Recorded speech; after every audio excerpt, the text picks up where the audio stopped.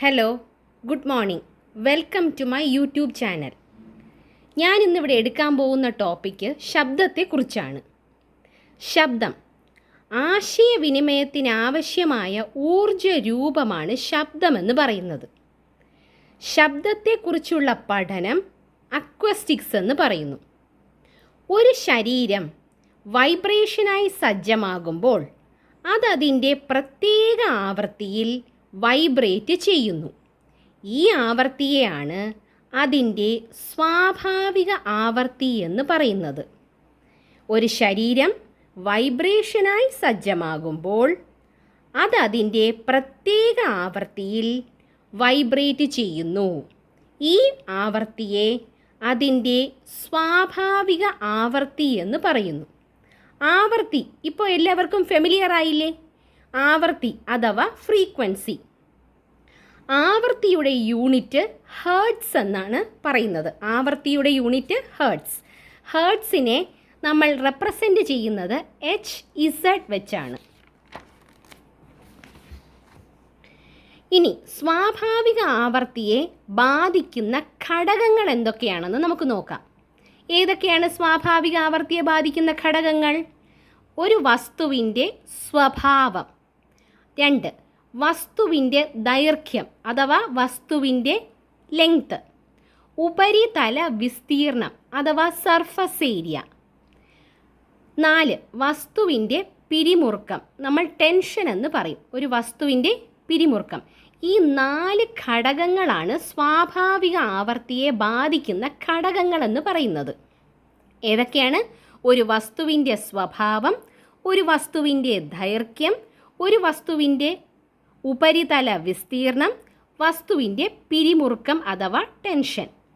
ഇനി ഒരു പ്രോബ്ലത്തിൽ ആവൃത്തി കണ്ടുപിടിക്കാൻ ചോദിച്ചാൽ എങ്ങനെയാണ് ആവൃത്തി കണ്ടുപിടിക്കുക?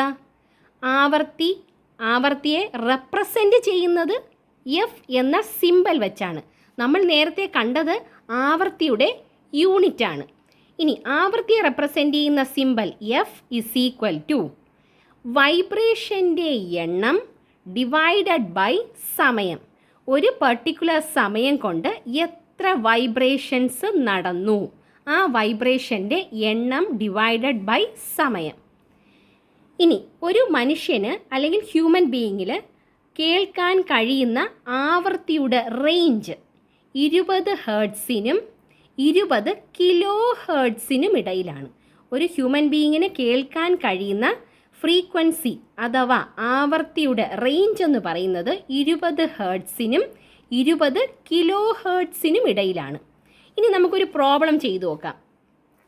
ഒരു ട്യൂണിംഗ് ഫോർക്കിന് ഒരു സെക്കൻഡിൽ 480 തവണ വൈബ്രേറ്റ് ചെയ്യുകയാണെങ്കിൽ അതിൻ്റെ സ്വാഭാവിക ആവൃത്തി എന്തായിരിക്കും? നമുക്കറിയാം, ആവൃത്തിയെ റെപ്രസെൻ്റ് ചെയ്യുന്ന സിമ്പൽ F ആണ്. ആവൃത്തി = വൈബ്രേഷൻ്റെ എണ്ണം, അതിനെ N എന്ന് റെപ്രസെൻ്റ് ചെയ്യുന്നു, ഡിവൈഡഡ് ബൈ സമയം. ഇവിടെ ആവൃത്തിയുടെ വൈബ്രേഷൻ എത്ര തവണ നടന്നിട്ടുണ്ടെന്ന് തന്നിട്ടുണ്ട്. 480 തവണയാണ് വൈബ്രേഷൻസ് നടന്നിരിക്കുന്നത്. ഡിവൈഡഡ് ബൈ ഒരു സെക്കൻഡിൽ, അപ്പോൾ 1 = 480 ഹേർട്സ്. യൂണിറ്റ് ആരും മറന്നു പോകരുത്. ഫ്രീക്വൻസിയുടെ യൂണിറ്റ് ഹേർട്സ് ആണ്. അപ്പോൾ ഇവിടുത്തെ സ്വാഭാവിക ആവൃത്തി എന്ന് പറയുന്നത് 480 തന്നെയാണ്. കാരണം ഒരു സെക്കൻഡിൽ എത്ര തവണ എന്നാണ് നമുക്കറിയാവുന്ന ഫ്രീക്വൻസി അഥവാ ആവൃത്തി. സോ ഫ്രീക്വൻസി = 480 ഡിവൈഡഡ് ബൈ ഒരു സെക്കൻഡ്. ഫ്രീക്വൻസി അഥവാ ആവൃത്തി = 480. ഇത്രയും ടോപ്പിക്ക് നിങ്ങൾക്ക് മനസ്സിലായി എന്ന് വിചാരിക്കുന്നു. ഈ വീഡിയോ കണ്ട് ഇഷ്ടപ്പെട്ടാൽ ലൈക്ക് ചെയ്യുക, സബ്സ്ക്രൈബ് ചെയ്യുക, ഷെയർ ചെയ്യുക. താങ്ക്